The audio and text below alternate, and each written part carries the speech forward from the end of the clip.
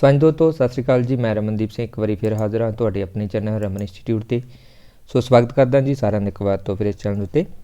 So video ਸ਼ੁਰੂ ਕਰਨ ਤੋਂ ਪਹਿਲਾਂ ਰਿਕੁਐਸਟ ਹੈ ਕਿ ਜਿਹੜੇ ਵਿਦਿਆਰਥੀ ਇਸ ਚੈਨਲ 'ਤੇ ਪਹਿਲੀ ਵਾਰ ਆਏ ਨੇ ਉਹ ਚੈਨਲ ਨੂੰ ਸਬਸਕ੍ਰਾਈਬ ਕਰ ਲੈਣ ਅਤੇ ਨਾਲ ਹੀ ਬੈਲ ਆਈਕਨ 'ਤੇ ਕਲਿੱਕ ਕਰ ਲੈਣ ਤਾਂ ਜੋ ਤੁਹਾਨੂੰ ਜਿਹੜੀ ਆਉਣ ਵਾਲੀ ਲੇਟੈਸਟ ਵੀਡੀਓ ਉਹ ਸਭ ਤੋਂ ਪਹਿਲਾਂ ਮਿਲਦੀ ਰਹੇ। ਸੋ ਇਸ ਚੈਨਲ ਉੱਤੇ PS ਟੈਟ, ਸੀ ਟੈਟ ਅਤੇ ਮਾਸਟਰ ਗੇਟ ਦੇ ਨਾਲ ਸੰਬੰਧਿਤ ਵੀਡੀਓਜ਼ ਅਪਲੋਡ ਕੀਤੀਆਂ ਜਾਂਦੀਆਂ ਨੇ। ਉਹ ਤੁਸੀਂ ਪਲੇਲਿਸਟ ਦੇ ਵਿੱਚੋਂ ਜਾ ਕੇ ਆਪਣੇ ਵਿਸ਼ੇ ਦੇ ਅਕੋਰਡਿੰਗ ਅਤੇ ਆਪਣੇ ਕੋਰਸ ਦੇ ਅਕੋਰਡਿੰਗ ਦੇਖ ਸਕਦੇ ਹੈਗੇ ਹੋ। ਸੋ ਅੱਜ ਦੇ ਸੈਸ਼ਨ ਦੇ ਵਿੱਚ ਪੰਜਾਬੀ ਸਾਹਿਤ ਆਲੋਚਨਾ ਦੇ ਜਿਹੜੇ ਸਿਧਾਂਤ ਨੇ ਉਹਦੇ ਨਾਲ ਰਿਲੇਟਡ ਆਪਾਂ MCQ ਡਿਸਕਸ ਕਰਾਂਗੇ। ਸੋ ਬਹੁਤ ਸਾਰੇ ਜਿਹੜੇ ਇਸ 'ਤੇ ਕੁਐਸਚਨ ਹੋਣਗੇ, ਤਕਰੀਬਨ 1000+ ਕੁਐਸਚਨ ਹੋਵੇਗਾ ਇਸ ਟੌਪਿਕ ਦੇ ਨਾਲ ਰਿਲੇਟਡ। ਤਾਂ ਆਪਾਂ ਸਾਰੇ ਹੀ ਜਿਹੜੇ ਇਸ ਦੇ ਵਿੱਚ ਉਹ ਡਿਸਕਸ ਕਰਦੇ ਰਹਾਂਗੇ, ਠੀਕ ਹੈ। ਬਟ ਥੋੜ੍ਹੇ ਕਰਕੇ ਡਿਸਕਸ ਕਰਾਂਗੇ, ਇੱਕ ਦਿਨ 'ਚ ਆਪਾਂ ਸਾਰੇ ਡਿਸਕਸ ਨਹੀਂ ਕਰ ਸਕਦੇ। ਸੋ 25 ਰਹਿਣਗੇ ਜੋ ਤੁਹਾਨੂੰ ਮਾਸਟਰ ਗੇਡਰ ਅਤੇ NTA NET ਐਗਜ਼ਾਮ ਦੇ ਲਈ ਹੈਲਪਫੁਲ ਰਹਿਣਗੇ। ਸੋ WhatsApp ਗਰੁੱਪ ਜੁਆਇਨ ਕਰਨ ਦੇ ਲਈ ਤੁਸੀਂ ਇਸ ਨੰਬਰ ਦੇ ਉੱਪਰ ਕੰਟੈਕਟ ਕਰ ਸਕਦੇ ਹੋ, ਜਿੱਥੇ ਤੁਹਾਨੂੰ ਸਾਰੀਆਂ PDF ਆ ਜਿਹੜੀਆਂ ਉਹ ਮਿਲਦੀਆਂ ਰਹਿਣਗੀਆਂ। ਸੋ ਗਰੁੱਪ ਪੇਡ ਹੈ, ਅਗਰ ਤੁਸੀਂ ਜੁਆਇਨ ਕਰਨਾ ਚਾਹੁੰਦੇ ਤਾਂ ਫੀਸ ਪੇ ਕਰਕੇ ਇਸ ਦੇ ਵਿੱਚ ਐਡ ਹੋ ਸਕਦੇ ਹੋ।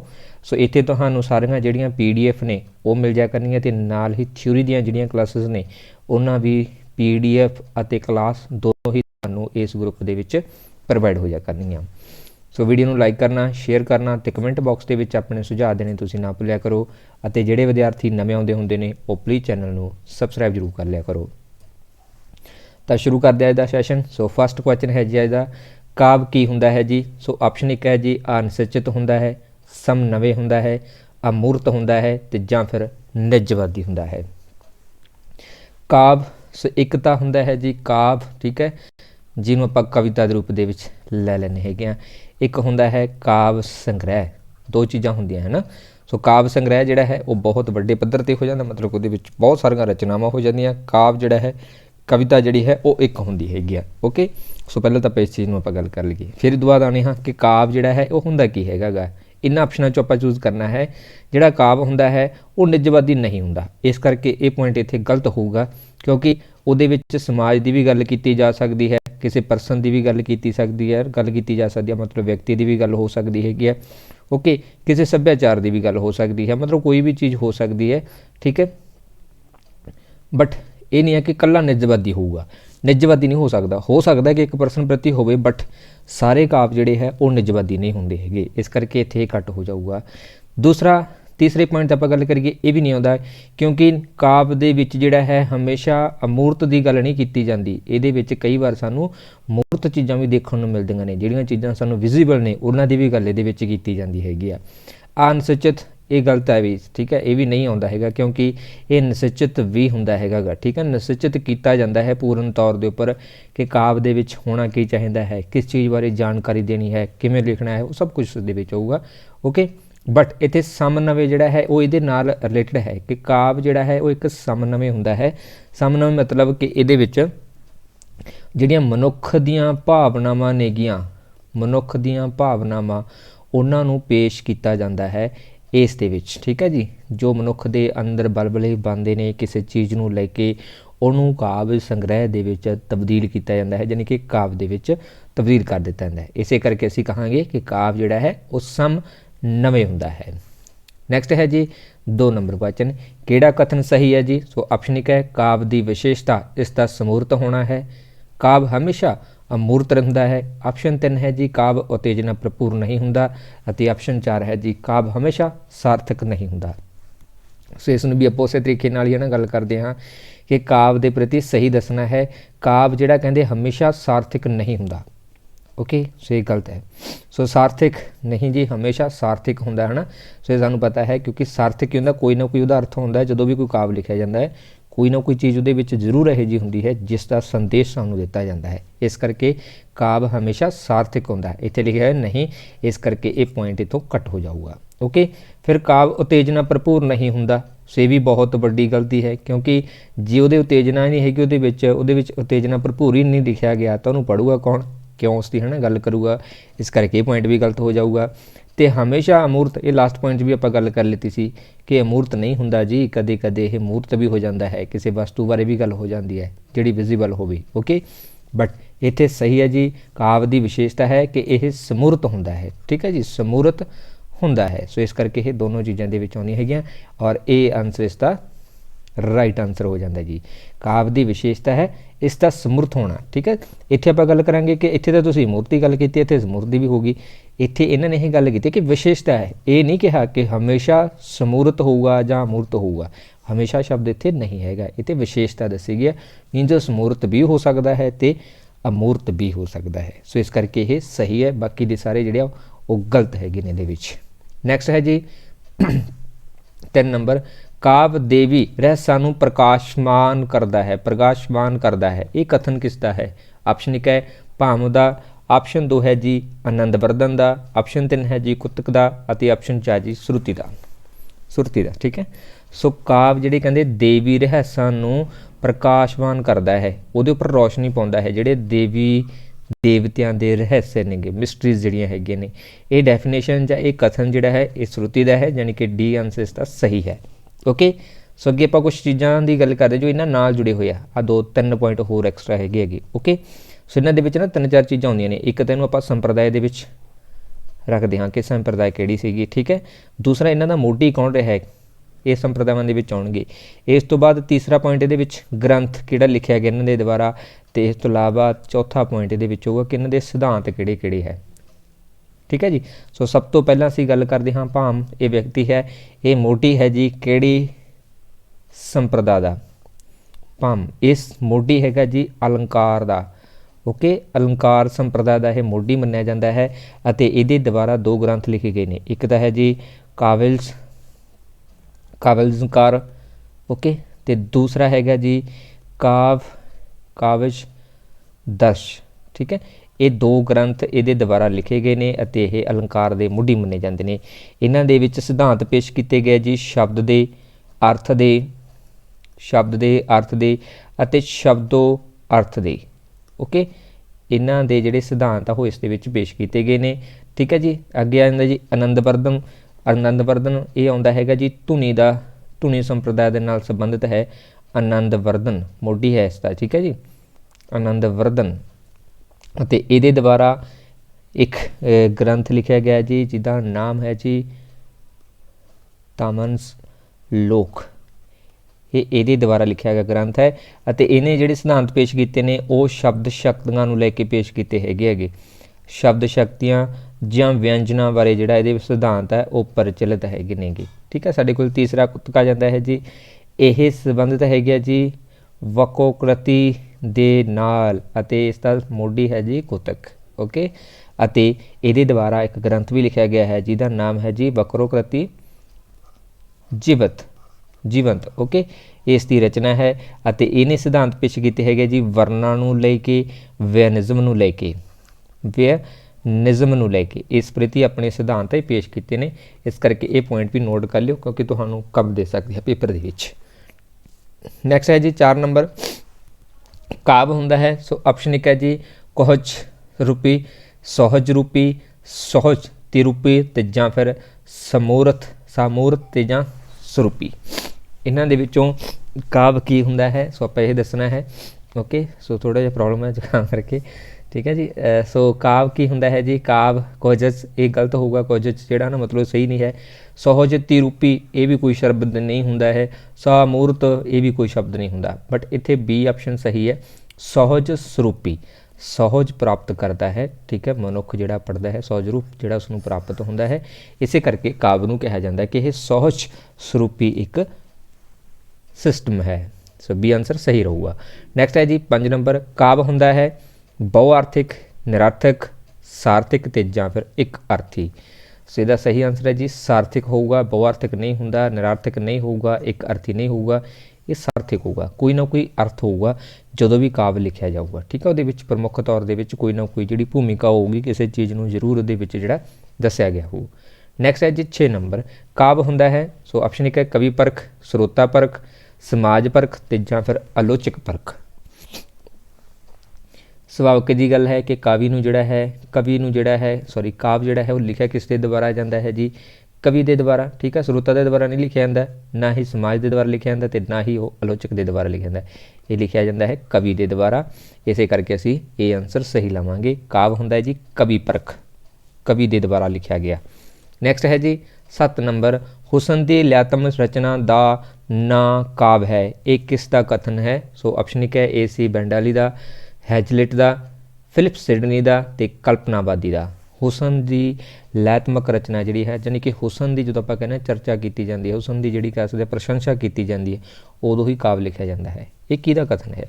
ਇਹ ਹੈ ਜੀ ਕਲਪਨਾਵਾਦੀ ਦਾ। ਕਲਪਨਾਵਾਦੀ ਵਾਲੇ ਜਿਹੜੇ ਲੋਕ ਨੇ ਉਹ ਸੋਚਦੇ ਨੇ ਕਿ ਹੁਸਨ ਦੀ ਪ੍ਰਸ਼ੰਸਾ ਨੂੰ ਹੀ ਲੈਤਮਕ ਰਚਨਾ ਦੇ ਵਿੱਚ ਲਿਖਿਆ ਜਾ ਸਕਦਾ ਹੈ। ਓਕੇ, ਸੋ ਇੱਥੇ ਇਹ ਨਾ ਰੱਖਣਾ ਕਿ ਇਹ ਤਾਂ ਕਾਫੀ ਟਫ ਨੇ, ਪਤਾ ਨਹੀਂ ਕਿੱਧਰੋਂ ਆਇਆ ਕੁਐਸਚਨ ਇਸ ਤਰ੍ਹਾਂ ਦੇ, ਹੌਲੀ ਹੋ ਕੇ ਸੀਰੀਜ਼ ਚੱਲੂਗੀ। ਠੀਕ ਹੈ, ਮਤਲਬ ਅਸੀਂ ਬੇਸ ਤੋਂ ਸ਼ੁਰੂ ਕੀਤਾ ਹੈ ਕਿ ਜਿਹੜਾ ਕਹਿ ਸਕਦੇ ਹਾਂ ਕਾਵਿ ਆਇਆ ਕਿੱਥੋਂ ਹੈ, ਕਿਹਨੇ ਕਿਹਨੇ ਕੀ ਡੈਫੀਨੇਸ਼ਨ ਦਿੱਤੀ, ਫਿਰ ਅੱਗੇ ਕਾਫੀ ਸੰਗ੍ਰਹਿ ਆਉਣਗੇ, ਕਿਤੇ ਇਹ ਸਮਝ ਲਵੋ ਕਿ ਇਹ ਤਾਂ ਪਤਾ ਨਹੀਂ ਕਿੱਧਰੋਂ ਲੈ ਕੇ ਆਇਆ ਕੁਐਸਚਨ, ਔਖੇ ਜੇ ਹੈ, ਇਸ ਤਰ੍ਹਾਂ ਨਹੀਂ ਸਮਝਣਾ। ਓਕੇ, ਨੈਕਸਟ ਹੈ ਜੀ ਕਾਵਿ ਇੱਕ ਗਾਉਂਦਾ ਖਿਆਲ ਹੈ। ਇਹ ਪਰਿਭਾਸ਼ਾ ਕਿਸ ਕਿਸਮ ਦੀ ਹੈ?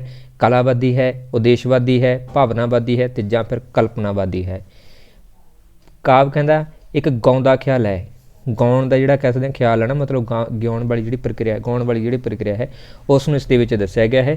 ਤੇ ਇਹ ਹੈ ਜੀ ਉਦੇਸ਼ਵਾਦੀ। ਇਹ ਉਦੇਸ਼ਵਾਦੀ ਪਰਿਭਾਸ਼ਾ ਹੈਗੀ ਆ ਕਿ ਕੋਈ ਉਦੇਸ਼ ਆ, ਮਤਲਬ ਗਾਉਣਾ ਇਹਦੇ ਵਿੱਚ ਕੀ ਹੈ? ਉਦੇਸ਼ ਹੈਗਾ ਗਾ ਆਪਣੇ ਮਨ ਦੇ ਭਾਵਾਂ ਨੂੰ। ਠੀਕ ਹੈ, ਮਨ ਦੇ ਜਿਹੜੇ ਭਾਵ ਨੇਗੇ ਉਹਨਾਂ ਨੂੰ ਗਾਉਣ ਦੀ ਜਿਹੜੀ ਕਹਿ ਸਕਦੇ ਹਾਂ ਪ੍ਰਕਿਰਿਆ ਹੈਗੀ ਕਾਵ, ਇਸ ਦੀ ਪਰਿਭਾਸ਼ਾ ਜਿਹੜੀ ਉਦੇਸ਼ਵਾਦੀ ਹੋ ਜਾਂਦੀ ਹੈਗੀ ਆ। ਨੈਕਸਟ ਹੈ ਜੀ 9 ਨੰਬਰ ਕਲਾਵਾਦੀ ਪਰਿਭਾਸ਼ਾ ਦੇ ਵਿੱਚ ਕਾਵ ਹੈ ਜੀ ਸਾਧਨ, ਸਾਧਨਾ, ਸਾਧਜ ਤੇ ਜਾਂ ਫਿਰ ਸਾਧਕ। ਕਲਾਵਾਦੀ ਪਰਿਭਾਸ਼ਾ ਦੇ ਵਿੱਚ ਤੁਸੀਂ ਦੇਖੀਏ ਕਿ ਕਲਾ ਦੇ ਰੂਪ ਦੇ ਵਿੱਚ ਅਸੀਂ ਦੇਖਾਂਗੇ ਕਾਵ ਕੀ ਹੁੰਦਾ ਹੈ, ਇਹਦੀ ਪਰਿਭਾਸ਼ਾ ਕੀ ਬਣੂਗੀ, ਤਾਂ ਉਦੋਂ ਇਸ ਦਾ ਆਨਸਰ ਆਵੇਗਾ ਜੀ ਸੀ ਆਨਸਰ। ਸੋ ਸਾਧਜ ਕਿਹਾ ਜਾਊਗਾ। ਸੋ ਸਾਧਜ ਕੀ ਹੁੰਦਾ ਹੈ? ਇਹ ਇਸ ਤਰ੍ਹਾਂ ਦੀ ਪ੍ਰਕਿਰਿਆ ਹੁੰਦੀ ਹੈ ਜਿਸ ਚੀਜ਼ ਦੀ ਹੋਂਦ ਦਾ ਸਾਨੂੰ ਨਵਾਂ ਗਿਆਨ ਪ੍ਰਾਪਤ ਹੋਵੇ, ਨਵਾਂ ਗਿਆਨ ਪ੍ਰਾਪਤ ਹੋਵੇ। ਸੋ ਉਸੇ ਪ੍ਰਕਿਰਿਆ ਨੂੰ ਕਿਹਾ ਜਾਂਦਾ ਹੈ ਜੀ ਸਾਧਜ। ਅਤੇ ਇਹ ਕਲਾਵਾਦੀ ਜਿਹੜੀ ਕਹਿ ਸਕਦੇ ਹਾਂ ਉਸ ਦੀ ਪਰਿਭਾਸ਼ਾ ਹੈ ਕਾਵ ਦੀ, ਕਿ ਕਾਵ ਜਿਹੜਾ ਹੈ ਉਹ ਇੱਕ ਕਲਾਵਾਦੀ ਪ੍ਰਕਿਰਿਆ ਹੈ ਅਤੇ ਸਾਧੇ ਰੂਪ ਦੇ ਵਿੱਚ ਇਸ ਨੂੰ ਦੇਖਿਆ ਜਾਂਦਾ ਹੈ। ਨੈਕਸਟ ਹੈ 10 ਨੰਬਰ ਉਦੇਸ਼ਵਾਦੀ ਪਰਿਭਾਸ਼ਾ ਵਿੱਚ ਕਾਵ ਹੁੰਦਾ ਹੈ ਜੀ ਸਾਧਨ, ਸਾਧਜ, ਸਾਧਕ ਤੇ ਜਾਂ ਫਿਰ ਸਾਧਨਾ। ਸੋ ਉਦੇਸ਼ਵਾਦੀ ਪਰਿਭਾਸ਼ਾ ਦੇ ਵਿੱਚ, ਕਲਾਵਾਦੀ ਦੇ ਵਿੱਚ ਅਸੀਂ ਸਾਧਜ ਦੇਖਿਆ ਹੈ, ਹੁਣ ਅਸੀਂ ਗੱਲ ਕਰਾਂਗੇ ਕਿ ਉਦੇਸ਼ਵਾਦੀ ਰੂਪ ਦੇ ਵਿੱਚ, ਉਦੇਸ਼ਵਾਦੀ ਰੂਪ ਦੇ ਵਿੱਚ ਜਿਹੜੀ ਪਰਿਭਾਸ਼ਾ ਹੈ ਜੀ ਕਾਵ ਦੀ, ਇਹ ਇੱਕ ਸਾਧਨ ਦੇ ਰੂਪ ਦੇ ਵਿੱਚ ਹੈ ਕਿ ਮਤਲਬ ਕੋਈ ਸਾਧਨ ਹੈ। ਠੀਕ ਹੈ, ਕਿਸ ਦਾ ਜੀ? ਆਪਣੇ ਮਨ ਦੇ ਭਾਵਾਂ ਨੂੰ ਪੇਸ਼ ਕਰਨ ਦਾ, ਮਨ ਦੇ ਭਾਵਾਂ ਨੂੰ ਪੇਸ਼ ਕਰਨ ਦਾ ਇੱਕ ਸਾਧਨ ਹੈ ਕਾਵ, ਇਸ ਕਰਕੇ ਇਹ ਉਦੇਸ਼ਵਾਦੀ ਹੋ ਜਾਂਦਾ ਹੈ। ਨੈਕਸਟ ਹੈ ਜੀ ਕਾਵਿ ਜਜ਼ਬਾਤੀ ਭਾਸ਼ਾ ਦੀ ਸਰਵੋਤਮ ਵੰਨਗੀ ਹੈ। ਇਹ ਕਿਸ ਦਾ ਕਥਨ ਹੈ? ਆਈ.ਸੀ. ਰਿਚਰਡਸ ਦਾ, ਕਾਲਰਸ ਦਾ, ਹਡਸਨ ਦਾ ਤੇ ਜਾਂ ਫਿਰ ਵਰਡਸਵਰਥ ਦਾ। ਕਾਵਿ ਜਿਹੜਾ ਹੈ ਕਹਿੰਦੇ ਜਜ਼ਬਾਤੀ ਭਾਸ਼ਾ ਦਾ ਇੱਕ ਸਰਵੋਤਮ ਵੰਨਗੀ ਹੈ, ਮਤਲਬ ਕਿ ਆਪਣੇ ਜਜ਼ਬਾਤ ਜਿਹੜੇ ਹੈਗੇ ਆ ਉਸ ਨੂੰ ਪੇਸ਼ ਕੀਤਾ ਜਾਂਦਾ ਹੈ, ਇਸ ਕਰਕੇ ਇਹ ਇੱਕ ਜਜ਼ਬਾਤੀ ਭਾਸ਼ਾ ਕਹਾਉਂਦੀ ਹੈਗੀ ਆ। ਇਹ ਕਿਹਦੇ ਸ਼ਬਦ ਨੇ? ਇਹ ਹੈਗਾ ਜੀ ਆਈ.ਏ. ਰਿਚਰਡਸ ਦੇ। ਇਹਦੇ ਅਕੋਰਡਿੰਗ ਕਾਵਿ ਜਿਹੜਾ ਹੈ ਉਹ ਇੱਕ ਜਜ਼ਬਾਤੀ ਭਾਸ਼ਾ ਦਾ ਸਰਵੋਤਮ ਵੰਨਗੀ ਜਿਹੜੀ ਮੰਨਿਆ ਜਾਂਦਾ, ਮਤਲਬ ਕਿ ਆਪਣੇ ਜਿਹੜੇ ਭਾਵ ਨੇ ਉਹਨਾਂ ਨੂੰ ਪੇਸ਼ ਕਰਨ ਦੀ ਕੋਸ਼ਿਸ਼ ਕੀਤੀ ਜਾਂਦੀ ਹੈ। ਨੈਕਸਟ ਹੈ 12 ਨੰਬਰ ਕਾਵਿ ਦੀ ਅੰਤਰਮੁਖੀ ਤੱਤ ਕਿਹੜਾ ਹੈ ਜੀ? ਕਾਵਿ ਦਾ ਅੰਤਰਮੁਖੀ ਤੱਤ ਕਿਹੜਾ ਹੈ? ਆਪਸ਼ਨ ਇੱਕ ਹੈ ਅਲੰਕਾਰ, ਵਕਤੀ, ਧੁਨੀ ਤੇ ਜਾਂ ਫਿਰ ਅਚੋਤਕਤਾ। ਕਾਵਿ ਦਾ ਅੰਤਰਮੁਖੀ ਤੱਤ ਹੈ ਜੀ ਇਹਨਾਂ ਦੇ ਵਿੱਚੋਂ ਧੁਨੀ। ਠੀਕ ਹੈ ਜੀ, ਧੁਨੀ ਜਿਹੜੀ ਹੈ ਉਹ ਅੰਤਰਮੁਖੀ ਤੱਤ ਕਹਾਉਂਦੀ ਹੈਗੀ ਆ। ਅਗਰ ਤੱਤਾਂ ਦੀ ਗੱਲ ਕਰੀਏ ਤਾਂ ਕਾਵਿ ਦੇ ਵਿੱਚ ਕਵਿਤਾ ਦੇ ਤੱਤਾਂ ਦੀ ਗੱਲ ਕਰਦੇ ਹਾਂ ਕਿ ਕਵਿਤਾ ਦੇ ਜਿਹੜੇ ਤੱਤ ਨੇ ਉਹ ਕਿੰਨੇ ਹੁੰਦੇ ਹੈਗੇ ਆ? 9 ਤੱਤ ਹੁੰਦੇ ਹੈਗੇ ਜੀ ਇਸ ਦੇ ਵੀ। ਓਕੇ, ਕਿਹੜੇ ਹੁੰਦੇ ਆ? ਕਵਿਤਾ ਦੇ ਆ। ਕਾਵਿ ਦੀ ਗੱਲ ਕੀਤੀ ਗਈ ਹੈ, ਇੱਥੇ ਧੁਨੀ ਆਊਗਾ। ਹੁਣ ਗੱਲ ਆਪਾਂ ਕਵਿਤਾ ਦੀ ਕਰਦੇ ਹਾਂ। ਕਵਿਤਾ ਦੇ 9 ਤੱਤ ਹੁੰਦੇ ਹੈਗੇ, ਜਿਹਦੇ ਵਿੱਚ ਸਭ ਤੋਂ ਪਹਿਲਾਂ ਹੁੰਦਾ ਹੈ ਜੀ ਕਲਪਨਾ, ਬੁੱਧੀ, ਭਾਵ, ਕਾਵੀ ਭਾਸ਼ਾ। ਓਕੇ, ਕਾਵ ਭਾਸ਼ਾ ਹੋ ਜਾਂਦੀ ਹੈ, ਰਸ ਹੋ ਜਾਂਦਾ ਹੈ, ਪ੍ਰਤੀਕ ਹੋ ਜਾਂਦੀ ਹੈਗੇ ਜੀ। ਇਸ ਤੋਂ ਇਲਾਵਾ ਬਿੰਬ ਤੋਂ ਇਲਾਵਾ ਇੱਕ ਅਲੰਕਾਰ ਵੀ ਇਸ ਦੇ ਵਿੱਚ ਸ਼ਾਮਿਲ ਹੁੰਦਾ ਹੈ ਜੀ। ਅਲੰਕਾਰ ਤੋਂ ਬਿਨਾਂ ਛੰਦ ਦੇ ਵਿੱਚ ਇਨਕਲੂਡ ਹੋ ਜਾਂਦਾ ਹੈ। ਅਤੇ ਇਹ 9 ਜਿਹੜੇ ਤੱਤ ਹੋ ਜਾਂਦੇ ਹੈਗੇ ਜੀ, ਜਿਨ੍ਹਾਂ ਤੋਂ ਮਿਲ ਕੇ ਜਿਹੜਾ ਕਹਿ ਸਕਦੇ ਹਾਂ ਕਵਿਤਾ ਦਾ ਨਿਰਮਾਣ ਕੀਤਾ ਜਾਂਦਾ ਹੈ। ਅਤੇ ਕਵੀ ਦੇ ਵਿੱਚ ਜਿਹੜਾ ਹੈ ਮੁੱਖ ਧੁਨੀ ਹੁੰਦੀ ਹੈਗੀ ਹੈ, ਇਹਦਾ ਅੰਤਰਮੁਖੀ ਤੱਤ। ਨੈਕਸਟ ਹੈ ਜੀ 13 ਨੰਬਰ ਕਾਵਿ ਦਾ ਦੇਹਵਾਦੀ ਤੱਤ ਕਿਹੜਾ ਹੈ ਇਹਨਾਂ 'ਚੋਂ? ਸੋ ਆਪਸ਼ਨ 1 ਹੈ ਜੀ ਰਸ, ਆਪਸ਼ਨ 2 ਹੈ ਧੁਨੀ ਅਤੇ ਆਪਸ਼ਨ 4 ਹੈ ਜੀ ਆਪਸ਼ਨ 3 ਹੈ ਜੀ ਰੀਤੀ ਅਤੇ ਆਪਸ਼ਨ 4 ਹੈ ਸ਼ਬਦ ਸ਼ਕਤੀ। ਸੋ ਕਾਵਿ ਜਿਹੜਾ ਹੈ ਇਹ ਦੇਹਵਾਦੀ ਤੱਤ ਇਸ ਦਾ ਹੁੰਦਾ ਹੈਗਾ ਜੀ ਰੀਤੀ। ਸੋ ਰੀਤੀ ਵੀ ਜਿਹੜਾ ਹੈ ਨਾ ਇੱਕ ਤਰ੍ਹਾਂ ਦੀ ਸੰਪਰਦਾਇ ਸੀਗੀ, ਇਹ ਆਪਾਂ ਗੱਲ ਕੀਤੀ ਸੀ ਇਸ ਤੋਂ ਪਹਿਲਾਂ। ਸੰਪਰਦਾਇ ਹੀ ਹੈਗੀ ਇਸ ਦੇ ਵਿੱਚ ਦੱਸਿਆ ਗਿਆ ਹੈ ਕਾਵਿ ਦੇ ਨਾਲ ਸੰਬੰਧਿਤ ਮਹੱਤਵਪੂਰਨ ਜਾਣਕਾਰੀ। ਸੋ ਇਸ ਕਰਕੇ ਇਹ ਰੀਤੀ ਜਿਹੜਾ ਇਸ ਦਾ ਦੇਹਵਾਦੀ ਜਿਹੜਾ ਤੱਤ ਮੰਨਿਆ ਜਾਂਦਾ ਹੈ, ਮਤਲਬ ਦੇਹ ਰੂਪ ਦੇ ਵਿੱਚ ਆਉਂਦਾ ਹੈ, ਗ੍ਰੰਥ ਦੇ ਰੂਪ ਦੇ ਵਿੱਚ। ਨੈਕਸਟ ਹੈ 14 ਨੰਬਰ, ਕਾਵਿ ਦੇ ਤੱਤ ਵਿਚਾਰ ਵਿੱਚ ਸ਼ਾਮਲ ਹੈ ਜੀ। ਸੋ ਆਪਸ਼ਨ ਇੱਕ ਹੈ ਜੀ ਭਾਵਨਾ, ਕਾਵਿ ਉਡਾਰੀ, ਮਨੋਭਾਵ ਤੇ ਜਾਂ ਫਿਰ ਬੁੱਧੀ ਤੱਤ। ਕਾਵਿ ਤੱਤ ਦੇ ਵਿਚਾਰ ਦੇ ਵਿੱਚ ਇਹਨਾਂ ਦੇ ਵਿੱਚੋਂ ਸ਼ਾਮਲ ਆਉਂਦਾ ਹੈਗਾ ਜੀ ਬੁੱਧੀ ਤੱਤ। ਸੋ ਵਿਚਾਰ ਜਿਹੜੇ ਆ ਹਮੇਸ਼ਾ ਤੁਹਾਨੂੰ ਪਤਾ ਹੈ ਨਾ ਕਿ ਮਨ ਦੇ ਵਿੱਚ ਆਉਂਦੇ ਹੈਗੇ ਨੇ। ਮਨ ਮਤਲਬ ਬੁੱਧੀ ਦੇ ਰਾਹੀਂ ਜਿਹੜੇ ਹੈ ਨਾ ਕ੍ਰੀਏਟ ਕੀਤੇ ਜਾਂਦੇ ਹੈਗੇ ਆ, ਪਰ ਉਹਨੂੰ ਅਸੀਂ ਕਾਵਿ ਦੇ ਰੂਪ ਦੇ ਵਿੱਚ, ਕਵਿਤਾ ਦੇ ਰੂਪ ਦੇ ਵਿੱਚ ਲਿਖਦੇ ਹੈਗੇ ਆਂਗੇ। ਓਕੇ, ਸੋ ਇਸ ਕਰਕੇ ਇਹ ਇੱਕ ਬੁੱਧੀ ਤੱਤ ਮੰਨਿਆ ਜਾਂਦਾ ਹੈ ਜਦੋਂ ਵਿਚਾਰਾਂ ਦੀ ਗੱਲ ਕਰਦੇ ਹੈਗੇ ਆ। ਨੈਕਸਟ ਹੈ ਜੀ 15 ਨੰਬਰ, ਮਨੋਭਾਵ ਕਿਸ ਕਾਵਿ ਤੱਤ ਦੇ ਵਿੱਚ ਸ਼ਾਮਲ ਨੇ ਜੀ? ਬੁੱਧੀ ਦੇ ਵਿੱਚ, ਕਲਪਨਾ ਦੇ ਵਿੱਚ, ਸ਼ੈਲੀ ਦੇ ਵਿੱਚ ਤੇ ਜਾਂ ਫਿਰ ਭਾਵ ਦੇ ਵਿੱਚ। ਜਿਹੜੇ ਮਨੋਭਾਵ ਨੇ ਇਹ ਹਮੇਸ਼ਾ ਜੁੜੇ ਹੁੰਦੇ ਹੈਗੇ ਆ ਜੀ ਭਾਵ ਦੇ ਨਾਲ, ਮਤਲਬ ਕਿ ਸਾਡੀਆਂ ਭਾਵਨਾਵਾਂ ਦੇ ਨਾਲ। ਓਕੇ, ਸਾਡੇ ਮਨੋਭਾਵ ਕਿਹੜੇ ਹੁੰਦੇ ਆ? ਜਿਹੜੀਆਂ ਸਾਡੀਆਂ ਫੀਲਿੰਗਸ ਹੁੰਦੀਆਂ ਨੇ ਉਸ ਤੋਂ ਪੇਸ਼ ਆਉਂਦੇ ਹੈਗੇ ਆ। ਇਸ ਕਰਕੇ ਮਨੋਭਾਵ ਜਿਹੜਾ ਹੈ ਉਹ ਭਾਵਨਾ ਜਾਂ ਭਾਵ ਕਾਵਿ ਤੱਤ ਦੇ ਵਿੱਚ ਸ਼ਾਮਲ ਆਉਂਦਾ ਹੈ। ਨੈਕਸਟ ਹੈ ਜੀ 16 ਨੰਬਰ, ਕਵੀ ਦਾ ਅਨੁਭਵ ਕਿਸ ਕਾਵਿ ਤੱਤ ਦੇ ਵਿੱਚ ਆਉਂਦਾ ਹੈ ਜੀ? ਕਲਪਨਾ ਦੇ ਵਿੱਚ ਆਉਂਦਾ ਹੈ, ਬੁੱਧੀ ਦੇ ਵਿੱਚ ਆਉਂਦਾ ਹੈ, ਸ਼ੈਲੀ ਦੇ ਵਿੱਚ ਆਉਂਦਾ ਹੈ ਤੇ ਜਾਂ ਫਿਰ ਭਾਵ ਦੇ ਵਿੱਚ ਆਉਂਦਾ ਹੈ। ਕਵੀ ਦਾ ਜਿਹੜਾ ਅਨੁਭਵ ਹੈ ਉਹ ਕਿਹਦੇ ਵਿੱਚ ਆਊਗਾ? ਸੋ ਇਹ ਆਊਗਾ ਜੀ ਕਲਪਨਾ ਦੇ ਵਿੱਚ, ਕਿਉਂਕਿ ਜਿਹੜਾ ਕਵੀ ਹੋਊਗਾ ਉਹ ਆਪਣੀ ਕਲਪਨਾ ਕਰੂਗਾ, ਠੀਕ ਹੈ, ਕਿ ਉਸਨੇ ਇਸ ਤਰ੍ਹਾਂ ਦਾ ਦ੍ਰਿਸ਼ ਦੇਖਿਆ, ਉਸਨੇ ਇਸ ਤਰ੍ਹਾਂ ਦੀ ਕੋਈ ਘਟਨਾ ਦੇਖੀ, ਉਸ ਨੂੰ ਫਿਰ ਉਹ ਕਵਿਤਾ ਦੇ ਰੂਪ ਦੇ ਵਿੱਚ ਸਾਡੇ ਕੋਲੇ ਪੇਸ਼ ਕਰੂਗਾ। ਇਹੀ ਪ੍ਰਕਿਰਿਆ ਕਹਾਉਂਦੀ ਹੈ ਜੀ ਅਨੁਭਵ, ਠੀਕ ਹੈ, ਮਤਲਬ ਐਕਸਪੀਰੀਅੰਸ। ਉੱਥੋਂ ਫਿਰ ਸ਼ੁਰੂ ਹੁੰਦਾ ਹੈ ਜੀ ਇਹ ਕਾਵਿ ਤੱਤ ਵਾਲਾ, ਅਨੁਭਵ ਵਾਲਾ। ਨੈਕਸਟ ਹੈ ਜੀ 17 ਨੰਬਰ, ਕਵਿਤਾ ਦੇ ਉੱਪਰ ਅਸਤ ਹੋਣ ਦਾ ਦੋਸ਼ ਕਿਸ ਨੇ ਲਾਇਆ ਸੀ? ਅਰਸਤੂ ਨੇ, ਭਰਤ ਮੁਨੀ ਨੇ, ਪਲੂਟੋ ਨੇ ਤੇ ਜਾਂ ਫਿਰ ਸੁਕਰਾਤ ਨੇ। ਕਵਿਤਾ ਦੇ ਉੱਪਰ ਅਸਤ ਹੋਣ ਦਾ ਜਿਹੜਾ ਦੋਸ਼ ਲਗਾਇਆ ਗਿਆ ਸੀ ਉਹ ਪਲੂਟੋ ਦੇ ਦੁਆਰਾ ਲਗਾਇਆ ਗਿਆ ਸੀਗਾ। 18ਵਾਂ ਹੈ ਜੀ, ਕਵਿਤਾ ਬਾਰੇ ਅਨੁਕਰਨ ਸਿਧਾਂਤ ਜਿਹੜਾ ਹੈ ਉਹ ਕਿਸ ਨੇ ਪੇਸ਼ ਕੀਤਾ ਹੈ ਜੀ? ਪਲੂਟੋ ਨੇ, ਅਰਸਤੂ ਨੇ, ਸੁਕਰਾਤ ਨੇ ਤੇ ਜਾਂ ਫਿਰ ਚਾਣਕਿਆ ਨੇ। ਅਨੁਕਰਨ ਸਿਧਾਂਤ ਜਿਹੜਾ ਹੈ ਕਵਿਤਾ ਦੇ ਬਾਰੇ ਇਹ ਵੀ ਪਲੂਟੋ ਦੇ ਦੁਆਰਾ ਹੀ ਪੇਸ਼ ਕੀਤਾ ਗਿਆ ਹੈ। ਸੋ ਇਹ ਆਨਸਰ ਇਸ ਦਾ ਸਹੀ ਰਹੂਗਾ। ਨੈਕਸਟ ਹੈ ਜੀ 19 ਨੰਬਰ, ਸਤਿਅਮ ਸ਼ਿਵ ਸੁੰਦਰਮ ਕਵਿਤਾ ਦੇ ਇਹ ਇਹ ਸੰਕਲਪ ਕਿਸ ਪਰੰਪਰਾ ਦਾ ਹੈ? ਇਹਨਾਂ ਚੋਂ ਯੂਰਪੀ ਪਰੰਪਰਾ ਦਾ, ਭਾਰਤੀ ਪਰੰਪਰਾ ਦਾ, ਯੂਨਾਨੀ ਪਰੰਪਰਾ ਦਾ ਤੇ ਜਾਂ ਫਿਰ ਮਿਸਰ ਪਰੰਪਰਾ ਦਾ।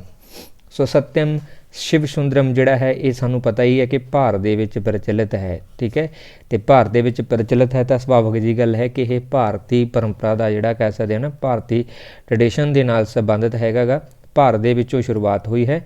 ਇਸ ਕਰਕੇ ਫਿਰ ਸਤਿਅਮ ਸ਼ਿਵ ਸੁੰਦਰਮ ਜਿਹੜੀ ਕਵਿਤਾ ਹੈ ਇਹ ਭਾਰਤ ਦੇ ਪਰੰਪਰਾ ਦੇ ਵਿੱਚੋਂ ਹੀ ਨਿਕਲੀ ਹੋਈ ਕਵਿਤਾ ਹੈ। ਨੈਕਸਟ ਹੈ ਜੀ 20 ਨੰਬਰ, ਕਿਹੜੇ ਸੱਤ ਨੂੰ ਕਵਿਤਾ ਦੀ ਜਾਨ ਮੰਨਿਆ ਜਾਂਦਾ ਹੈ? ਬਾਹਰਲਾ ਸੱਤ, ਯਥਾਰਥਿਕ ਸੱਤ, ਮਾਨਸਿਕ ਸੱਤ ਤੇ ਸਧਾਰਨ ਸੱਤ। ਸੋ ਇਹਨਾਂ ਦੇ ਵਿੱਚੋਂ ਕਿਹੜੇ ਸੱਤ ਨੂੰ, ਸੱਤ ਮਤਲਬ ਸੱਚ ਦੀ ਗੱਲ ਕੀਤੀ ਗਈ ਹੈ ਨਾ, ਕਿਹੜੇ ਸੱਤ ਨੂੰ ਜਿਹੜਾ ਕਹਿ ਸਕਦੇ ਹਾਂ ਜਾਨ ਮੰਨਿਆ ਗਿਆ ਹੈ ਜੀ ਕਵਿਤਾ ਦੀ? ਸੋ ਰਾਈਟ ਆਨਸਰ ਹੈ ਜੀ ਮਾਨਸਿਕ ਸੱਤ, ਠੀਕ ਹੈ। ਮਾਨਸਿਕ ਸੱਤ ਜਿਹੜਾ ਹੈ ਉਹ ਜਾਨ ਹੈ ਜੀ ਕਵਿਤਾ ਦੀ, ਠੀਕ ਹੈ। ਸੋ ਇਹ ਤੋਂ ਬਿਨਾਂ ਜਿਹੜਾ ਕਹਿ ਸਕਦੇ ਹੈਗੇ ਆਂਗੇ ਕਵਿਤਾ ਨਹੀਂ ਲਿਖੀ ਜਾ ਸਕਦੀ। ਇਹਦੇ ਆਧਾਰ ਦੇ ਉੱਪਰ ਹੀ ਜਿਹੜਾ ਕਹਿ ਸਕਦੇ ਸਾਡੀ ਕਵਿਤਾ ਡਿਪੈਂਡ ਕਰਦੀ ਹੈ, ਸਾਡਾ ਮਾਨਸਿਕ ਲੈਵਲ ਹੀ ਦੱਸੂਗਾ ਹੈ ਨਾ ਕਿ ਕੀ ਲਿਖਣਾ ਹੈ ਕੀ ਨਹੀਂ ਲਿਖਣਾ, ਕਿਸ ਤਰ੍ਹਾਂ ਦੀ ਗੱਲ ਕਰਨੀ ਹੈ, ਇਹਦੇ 'ਚ ਪਣਪੂਗਾ। ਨੈਕਸਟ ਹੈ ਜੀ 21 ਨੰਬਰ, ਕਵਿਤਾ ਦਾ ਸੰਬੰਧ ਕਿਸ ਨਾਲ ਹੈ ਜੀ? ਵਿਸ਼ਾਲ ਗਿਆਨ ਦੇ ਨਾਲ ਹੈ, ਤਿੱਖਣ ਬੁੱਧੀ ਦੇ ਨਾਲ ਹੈ, ਦਿਲੀ ਬਲਬਲਿਆਂ ਦੇ ਨਾਲ ਹੈ ਤੇ ਜਾਂ ਫਿਰ ਫਲਸਫੇ ਅੰਦਾਜ਼ੇ ਦੇ ਨਾਲ ਹੈ। ਸੋ ਕਵਿਤਾ ਦਾ ਜਿਹੜਾ ਸੰਬੰਧ ਹੈ ਇਹ ਵਿਸ਼ਾਲ ਗਿਆਨ ਨਾਲ ਨਹੀਂ ਹੋ ਸਕਦਾ। ਕਈ ਵਾਰ ਬੰਦਾ ਥੋੜ੍ਹਾ ਜਿਹਾ ਪੜ੍ਹਿਆ ਹੁੰਦਾ ਉਹ ਵੀ ਲਿਖ ਸਕਦਾ ਹੁੰਦਾ ਨਾ। ਤਿੱਖਣ ਬੁੱਧੀ ਇਹ ਵੀ ਜ਼ਰੂਰੀ ਨਹੀਂ ਹੈਗਾ ਗਾ।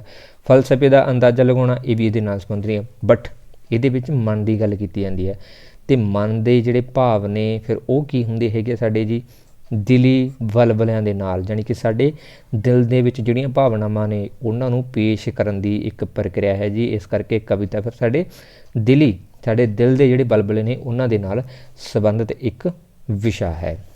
ਨੈਕਸਟ ਹੈ ਜੀ 22 ਨੰਬਰ, ਕਵਿਤਾ ਦੇ ਮੁੱਖ ਕਿੰਨੇ ਰਸ ਨੇ ਜੀ? ਸੋ ਆਪਸ਼ਨ 1 ਹੈ ਜੀ 7, ਆਪਸ਼ਨ 2 ਹੈ 6, ਆਪਸ਼ਨ 3 ਹੈ 3 ਅਤੇ ਆਪਸ਼ਨ 4 ਹੈ 9। ਕਵਿਤਾ ਦੇ ਮੁੱਖ ਕਿੰਨੇ ਰਸ ਨੇ? ਸੋ ਇਹ ਧਿਆਨ ਰੱਖਣਾ, ਠੀਕ ਹੈ, ਕਾਫੀ ਇੰਪੋਰਟੈਂਟ ਹੈ। ਅਗਰ ਤੱਤ ਪੁੱਛੇ ਜਾਂਦੇ ਹੈਗੇ ਨੇਗੇ ਕਵਿਤਾ कविता के तत्त पूछे जाते तो वह भी 9 ने, अगर रस पूछे जाते हैं कविता के तो ये भी 9 है नेगे जी। ठीक है, सो इस करके डी आंसर सही रहूगा। ये 9 रस किहड़े किहड़े ने ये भी जरूर नोट कर लियो जी। जिहदे विच पहला आ जांदा है जी करुणा रस, ठीक है, फिर श्रृंगार रस, जिहदे विच श्रृंगार की गल कीती जांदी है। हास रस आ जाता है जी, ओके, भाव रस आ जाता है, भाव रस तो बाद वीर रस आ जाता है, बहादरा वाला, रौद्र जिहड़ा कह सकते हैं, रौद्र रस आ जाता है, अद्भुत अद्भुत रस आ जाता है जी, भयानक रस आ जाता है इसदे विच, अते भयानक रस तो बाद विपत वितम, ठीक है, अते शांत रस। ये 9 जिहड़े रस ने जिन्हां तो मिल के कविता बनती है।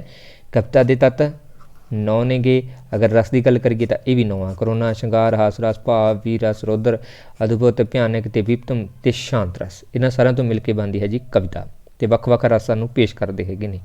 नैक्सट है विभाव किस नूं कहंदे हैगे आ।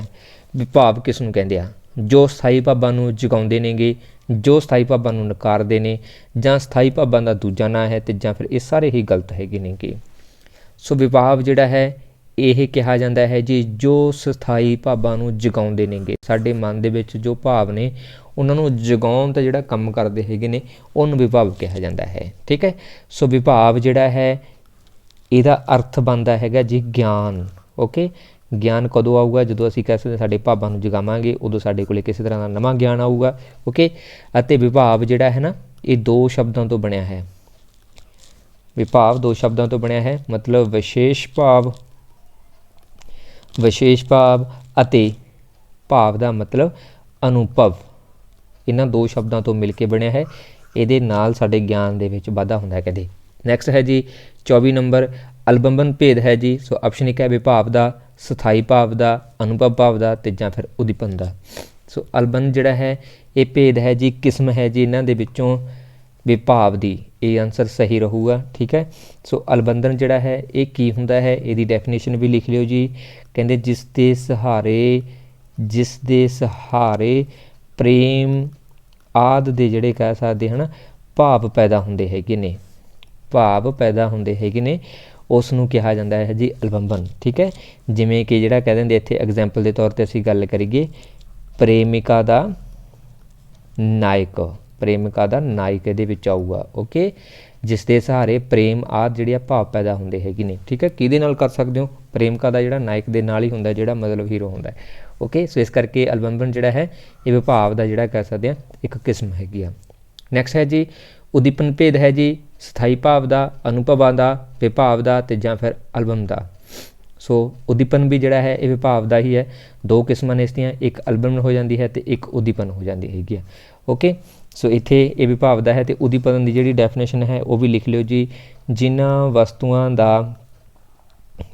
ਵਸਤੂਆਂ ਦਾ ਹਾਲਾਤਾਂ ਨੂੰ ਦੇਖਦੇ ਹੋਏ ਜਾਂ ਵੇਖ ਕੇ ਪਿਆਰ, ਓਕੇ, ਵੇਖ ਕੇ ਪਿਆਰ ਆਦਿ ਦੀਆਂ ਜਿਹੜੀਆਂ ਭਾਵਨਾਵਾਂ ਨੇ, ਠੀਕ ਹੈ, ਉਹ ਸਥਾਈ ਭਾਵ ਦੇ ਵਿੱਚ ਤਬਦੀਲ ਹੋਵੇ, ਸਥਾਈ ਭਾਵ ਦੇ ਵਿੱਚ ਤਬਦੀਲ ਹੋਵੇ, ਜਾਂ ਫਿਰ ਕਹਿ ਸਕਦੇ ਹੈਗੇ ਆਂਗੇ ਕਿ ਜ਼ੋਰਦਾਰ ਹੋ ਕੇ ਨਿਬੜਦਾ ਹੈ, ਜ਼ੋਰਦਾਰ ਹੋ ਕੇ ਨਿਬੜਦਾ ਹੈਗਾ ਗਾ।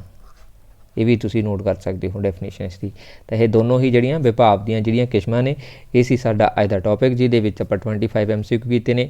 ਸੋ ਨੈਕਸਟ ਹੋਰ ਵੀ ਇੰਟਰਸਟਿੰਗ ਹੋਣਗੇ। ਸੋ ਸ਼ੁਰੂਆਤ ਜੀ ਹੈ ਕਿਉਂਕਿ ਇਹਦੇ ਵਿੱਚ ਆਪਾਂ ਬੇਸਿਕ ਤੋਂ ਸ਼ੁਰੂ ਕੀਤਾ ਹੈ। ਸੋ ਸਾਰੀ ਚੀਜ਼ ਆਊਗੀ ਕਿੱਥੋਂ ਕਵਿਤਾ ਸ਼ੁਰੂ ਹੋਈ ਹੈ, ਕੀ ਚੇਂਜਾਂ ਆਈਆਂ ਨੇ, ਕਿਹੜੇ ਪਾਰਟ ਹੈਗੇ ਨੇ, ਇਸ ਕਰਕੇ ਥੋੜ੍ਹਾ ਜਿਹਾ ਟਫ ਹੋਊਗਾ, ਬਟ ਇਦੋਂ ਅਗਲਾ ਜਿਹੜਾ ਉਹ ਈਜ਼ੀ ਹੋ ਜਾਊਗਾ। ਸੋ WhatsApp ਗਰੁੱਪ ਜੁਆਇਨ ਕਰਨ ਦੇ ਲਈ ਤੁਸੀਂ ਇਸ ਨੰਬਰ ਦੇ ਉੱਪਰ ਕੰਟੈਕਟ ਕਰ ਸਕਦੇ ਹੋ। ਵੀਡੀਓ ਨੂੰ ਲਾਈਕ ਕਰਨਾ, ਸ਼ੇਅਰ ਕਰਨਾ, ਕਮੈਂਟ ਬਾਕਸ ਦੇ ਵਿੱਚ ਆਪਣੇ ਸੁਝਾਅ ਦੇਣੇ ਤੁਸੀਂ ਨਾ ਭੁੱਲਿਆ ਕਰੋ। ਅਤੇ ਜਿਹੜੇ ਵਿਦਿਆਰਥੀ ਨਵੇਂ ਆਉਂਦੇ ਹੁੰਦੇ ਨੇ ਉਹ ਪਲੀਜ਼ ਚੈਨਲ ਨੂੰ ਸਬਸਕ੍ਰਾਈਬ ਜ਼ਰੂਰ ਕਰ ਲਿਆ ਕਰੋ। Thank you so much.